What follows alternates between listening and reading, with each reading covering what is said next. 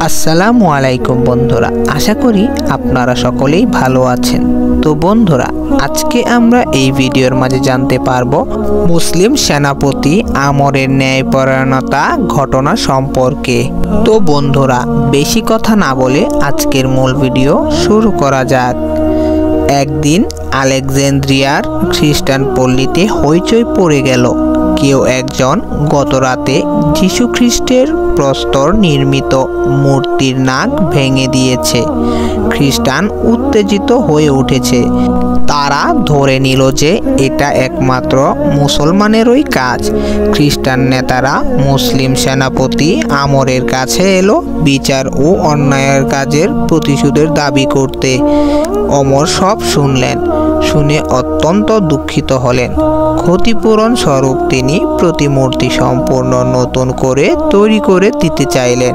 কিন্তু খ্রিস্টান নেতাদের প্রতিশোধ নেবার বাসনা ছিল অন্যরূপ। তাদের সংকল্প প্রকাশ করে একজন খ্রিস্টান নেতা বলল, যীশু খ্রিস্টকে আমরা আল্লাহর পুত্র মনে করি। তার প্রতিমূর্তি এরূপ অপমান হওয়াতে আমরা অত্যন্ত আঘাত পেয়েছি।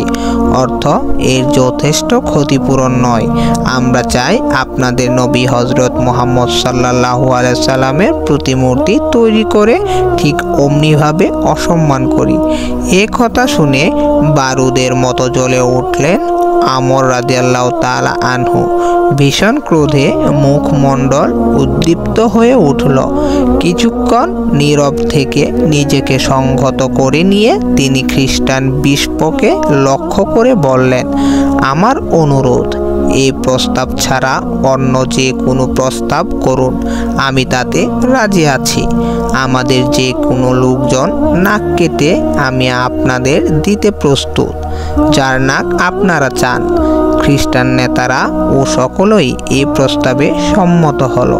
পরদিন খ্রিস্টান ও মুসলমান বিরাট এক ময়দানে জমায়েত হলো। মিশরের শাসক সেনাপতি আমর রাদিয়াল্লাহু তাআলা আনহু সবার সামনে হাজির হয়ে বিশপকে বললেন, এই দেশের শাসনের দায়িত্ব আমার। যে অপমান আপনাদের, তাতে আমার শাসন দুর্বলতায় প্রকাশ পেয়েছে। তাই তরবারি গ্রহণ করুন এবং আপনিই আমার নাসিকা ছেদন করুন। এ কথা বললেই তিনি বিশপকে একখানি তীক্ষ্ণধার তরবারি হাতে দিলেন। জনতা স্তব্ধ হয়ে দাঁড়িয়ে আছে।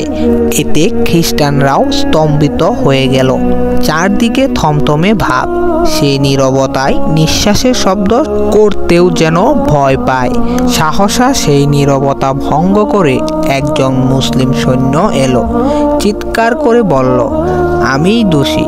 সিপাহ সালারের কোনো দোষ নেই। আমি মূর্তির নাসিকা কর্তন করেছি, এই তা আমার হাতেই আছে। সৈন্যটি এগিয়ে এসে বিশপের তরবারের নিচে নিজের নাসিকা পেতে দিল। স্তম্ভিত বিশপ, নির্বাক সকলে। বিশপের আন্তরাত্মা রোমাঞ্চিত হয়ে উঠল। তরবারি ছুঁয়ে ফেলে দিয়ে বিশপ বললেন, ধন্য সেনাপতি, ধন্য এই বীর সৈনিক, আর ধন্য আপনাদের এই মুহাম্মদ, যার মহান আদর্শে আপনাদের মতন মহৎ, উদার, নির্বাক ও শক্তিমান ব্যক্তি গড়ে উঠেছে। যীশু খ্রিস্টের প্রতিমূর্তি অসম্মান করা অন্যায় হয়েছে, সন্দেহ নেই।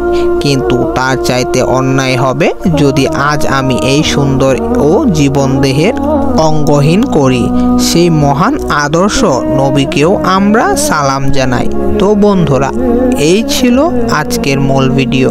ভিডিওটি ভালো লেগে থাকলে লাইক করে দিয়েন।